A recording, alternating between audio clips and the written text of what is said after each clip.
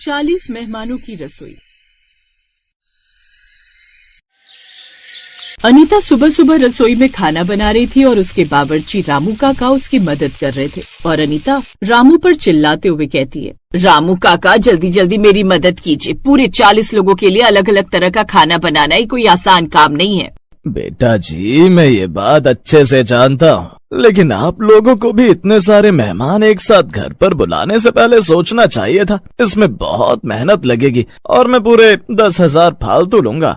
अरे जान बची तो लाखों पाए लौट के बुद्धू घर को आए। आपको जितने पैसे फालतू चाहिए आप ले लेना, लेकिन अभी के लिए तो ये 40 मेहमानों की रसोई को पूरा करना बहुत ज्यादा जरूरी है, वरना समाज में हमारी नाक कट जाएगी। दरअसल अनीता ने अपने बेटे वैभव की शादी तय कर दी थी और वैभव की सगाई से पहले होने वाले रोके में उसने अपने करीबी रिश्तेदारों को बुला लिया था और वो रिश्तेदार तकरीबन 40 लोग थे। इसलिए अब उसे 40 लोगों की रसोई बनानी पड़ रही थी। कोई नॉनवेज खाता था तो कोई वेजिटेरियन खाता था। ऐसे ही अनीता और रामू काका परेशान हो रहे थे। ऐसे एक दिन वैभव रसोई में उन दोनों को खाना बनाते देखता है तो आकर कहता है, माँ, आप सबके लिए कोई केटरिंग वाले का अरेंजमेंट क्यों नहीं कर देते? ऐसे तो आप खाना बनाते बनाते आधे पागल हो जाओगे। माना आप मेरी लव मैरिज कर रहे हैं इसीलिए मैं खुश हूँ, लेकिन इसका मतलब ये नहीं कि मुझे आप लोगों का दुख दिखाई न दे। आप लोग कितने ज्यादा परेशान हो रहे हैं। शादी ब्याह के घर में इतनी दिक्कत परेशानी तो चलती ही है बेटा, अब क्या करें। मेहमानों को हमने इतने प्यार से बुलाया है, उन्हें किसी चीज के लिए मना भी तो नहीं कर सकते ना। बेटा जी, माना कि आप मुझे 10,000 रुपए मेरी तनख्वाह में से फालतू दे रहे हैं, लेकिन फिर भी मुझे पैसे लेते हुए बहुत बुरा लग रहा है। हम दोनों पागलों की तरह घर के काम में लगे रहते हैं, लेकिन फिर भी मेहमान हर खाने की बुराई करते हैं। इस तरह वो लोग आपस में बात कर ही रहे थे कि तभी बाहर से मेहमान जो कि खाने की टेबल पर खाना खाने के लिए बैठे थे वो आवाज लगाने लगते हैं, मेरी बिना प्याज की सब्जी बनी या नहीं बनी? अरे भाई मुझे बहुत ज्यादा भूख लगी है। अनीता दीदी जल्दी से मेरे लिए सब्जी ले आओ, भूख के कारण पेट में हाथी दौड़ रहे हैं। अरे बहन जी, बिना लहसुन प्याज वाली आलू की सब्जी बन गई हो तो ले आओ जरा, बहुत भूख लग रही है हमें। कल रात को भी सिर्फ 5 रोटी खाकर सो गया था, चावलों से तो वैसे भी पेट नहीं भरता। अनीता बेटा, जब इन लोगों ने आपका हाल ऐसा शादी से पहले ही कर दिया है तो ये लोग आगे क्या करेंगे? अब मेरा मतलब है अभी शादी होने में समय है और इन्होंने हमारी इतनी बुरी हालत कर दी। सोचिए शादी तक ये लोग क्या करेंगे। अनीता और रामू काका दोनों ही बहुत परेशान हो गए थे और वैभव भी एक हद तक जितना अनीता और रामू काका को समझा सकता था वो समझाकर थक चुका था। लेकिन इन सब चीजों से परेशान होकर एक दिन अनीता ने वैभव के पास आकर कहा, वैभव तू सही कह रहा था, मुझसे गलती हो गई। मैं इन 40 मेहमानों का खाना ऐसे नहीं संभाल सकती। अभी भी रोके में 2 दिन है। ये मेहमान तो कुछ ज्यादा ही जल्दी आ गए हैं। इन लोगों के लिए कोई केटरिंग का इंतजाम कर दे। अरे माँ, मैंने तो आपको पहले ही कहा था कि इतने मेहमानों की देखभाल करने से अच्छा है कि हम लोग कैटरिंग का इंतजाम कर देते हैं। उससे हमें ज्यादा मेहनत भी नहीं करनी पड़ेगी और सारा काम आसानी से हो जाएगा। ठीक है, अब अपनी माँ को ज्यादा ज्ञान देने की जरूरत नहीं है। जितना बोला गया है उतना कर और कोई केटरिंग वाला अच्छा सा बुला दे जिससे सारा काम आसानी से हो जाए। वैभव अब तुरंत ही अपने दोस्तों को कॉल करता है और मधु नाम की एक लड़की को केटरिंग के लिए बुला लेता है। वो अपने कुछ कर्मचारी लेकर घर आ जाती है और 40 मेहमानों का खाना संभालने की जिम्मेदारी ले लेती है। लेकिन वो मेहमानों के आगे जैसे ही खाना परोसती है तो 40 मेहमानों के लिए 40 तरह का खाना परोसने के बाद भी वहाँ बैठे मेहमान उसके खाने की बुराई करने लगते हैं। ये एक ऐसी खीर बनाई है जिसमें मीठा भी बस नाम का डाला है। ऐसा लग रहा है जैसे इस घर में सभी को चीनी से एलर्जी है, तभी इतनी कंजूसी दिखाते हुए चीनी डाली है। और ये देखो, ये रोटी कितनी पतली है, ऐसा लग रहा है जैसे रोटी नहीं पापड़ है। और ये सख्त भी बहुत है। अरे इतनी पतली रोटी खाने को मिले तो दांतों में दर्द हो जाएगा, क्योंकि खाने के दौरान मुंह में रोटी जा रही है या पत्थर ये पता ही नहीं लगेगा। भाई मुझे तो मोटी और नरम रोटी अच्छी लगती है, लेकिन अभी ने कौन बताए। खैर, कैटरिंग वाला खाना तो ऐसा ही होता है। कम से कम अनीता दीदी खाना बना रही थी तो थोड़ा अच्छा तो मिलता था। अब वहाँ खड़ी मधु जब मेहमानों की ऐसी बातें सुनती है तो उससे बर्दाश्त नहीं होता और वो गुस्से में फूट पड़ती।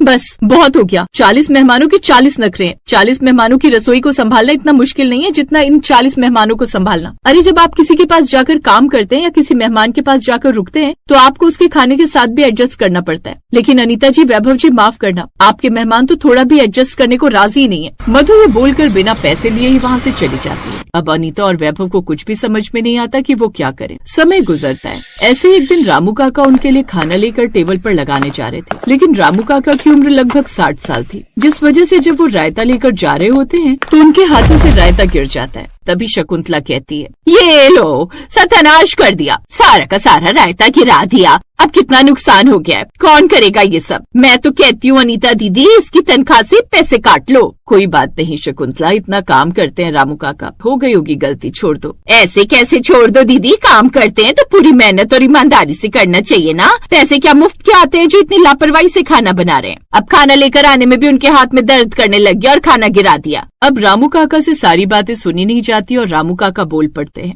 सुनिए मैडम, बस बहुत सुन लिया मैंने आपकी। अगर आपको इन परिवार की इतनी पड़ी होती या फिर आप 40 लोगों को इतना ही इस परिवार की फिक्र होती तो 40 तरह का अलग अलग खाना, अलग अलग तरह की रसोई बनवाने से पहले भी सोचते। आप सब लोगों के नखरे ही खत्म नहीं होते। किसी को खाने में मीठा ज्यादा चाहिए तो किसी को कम, किसी को नमक ज्यादा चाहिए तो किसी को कम, किसी को खाने में लहसुन चाहिए तो किसी को प्याज। अरे हद होती है। और यहाँ पर मुझसे थोड़ा सा रायता क्या गिर गया, आप लोग तो उसमें नुस्ख निकाल रहे हैं।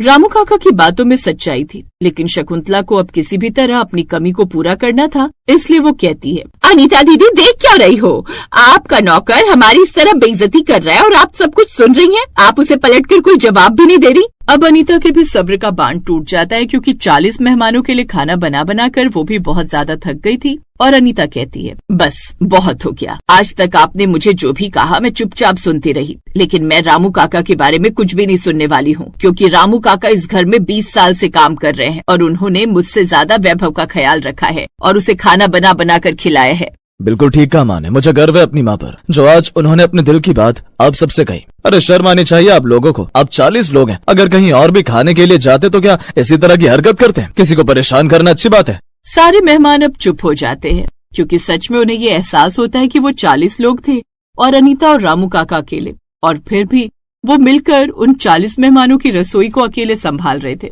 और उन्हें उनकी पसंद का खाना ऐसे खिला रहे थे जैसे वो किसी 5 स्टार होटल में रुकने के लिए आए हो। अब सभी मेहमानों को अपनी गलतियों का एहसास होता है और वो कहते हैं, माफ करना अनीता दीदी, हमने आपकी मजबूरी को समझने की कोशिश नहीं की। मैं तो महिला हूँ, अपने घर में भी अपना चूल्हा चौका संभालती हूँ, लेकिन फिर यहाँ आकर मैं ऐसे रहने लगी जैसे मैं किसी 5 स्टार होटल में स्टे कर रही हूँ। मुझसे भी गलती हो गई। जब कभी मेरी पत्नी को जरूरत होती थी तो मैं उसे खुद खाना बनाकर खिलाता था, लेकिन यहाँ पर आकर मैंने किसी भी काम में किसी भी तरह की कोई मदद नहीं करवाई। हो सके तो माफ कर देना बहन। सारे मेहमानों को अब ये एहसास होता है कि जहाँ वो अपने घर में अपने परिवार वालों की मदद कराते थे तो यहाँ वो कुछ नहीं करते। और तो और जब वो मेहमान बनकर आए तो उन्होंने यहाँ पर न तो किसी की मदद करवाई और न ही मदद करवाने की सोची। ऊपर से इन सभी लोगों ने अनीता और रामू काका को बेहद परेशान करके रख दिया। न सिर्फ रामू काका बल्कि आए हुए केटरिंग वालों को भी उन्होंने काफी परेशान किया था। इस तरह अब समय गुजरता है और आने वाले समय में वैभव का रोका भी हो जाता है। सारी रस्म खत्म होने के बाद अब सभी मेहमान अपने अपने घर चले जाते हैं, तो वहीं अब अनीता और रामू काका चैन की एक लंबी सांस लेते हैं।